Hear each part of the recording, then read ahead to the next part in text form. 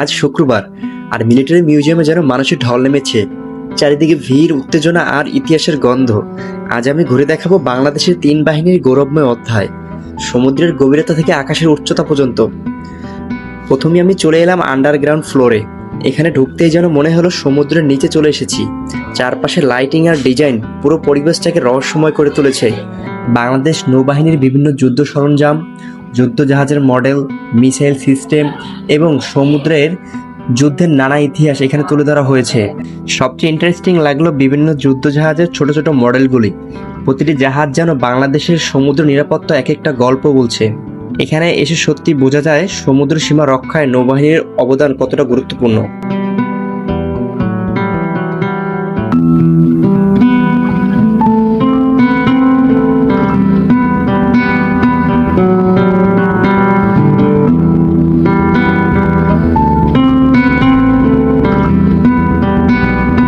চারপাশে নীল আলো আর দেওয়ালের ডিজাইন আর সমুদ্রের সাউন্ডের ইফেক্ট পুরো জায়গাটাকে একদম সমুদ্রের মতো অনুভূতি দিচ্ছে। এরপর আমি চলে এলাম মিডল ফ্লোরে, বাংলাদেশ সেনাবাহিনীর গৌরবময় অধ্যায়। এখানে ঢুকতেই চোখে পড়লো বিভিন্ন যুদ্ধের দৃশ্য, সেনা সদস্যদের প্রশিক্ষণের মুহূর্ত এবং বাস্তবধর্মী যুদ্ধের ডেমো। মনে হচ্ছিল যেন ইতিহাসের পাতাগুলো চোখের সামনে জীবন্ত হয়ে উঠছে। বাংলাদেশ সেনাবাহিনী শুধু দেশের নিরাপত্তাই নিশ্চিত করে না, দুর্যোগ মোকাবেলা, শান্তি রক্ষা মিশন এবং দেশের বিভিন্ন উন্নয়নমূলক কাজেও গুরুত্বপূর্ণ ভূমিকা পালন করে। জাতিসংঘ শান্তিরক্ষা মিশনে বাংলাদেশ সেনাবাহিনীর অবদান সম্পর্কে এখানে অনেক তথ্য রয়েছে, যা সত্যি গৌরবের মতো। এখানে পদ্মা সেতু, 300 ফিট এক্সপ্রেস এর মতো রাস্তাগুলো বাংলাদেশ সেনাবাহিনী ডিজাইন করেছে, যা এখানে ডেমো স্বরূপ উল্লেখ করেছে, এবং পাহাড়ে বিভিন্ন সময় তৈরিকৃত রাস্তা তাও উল্লেখ করেছে।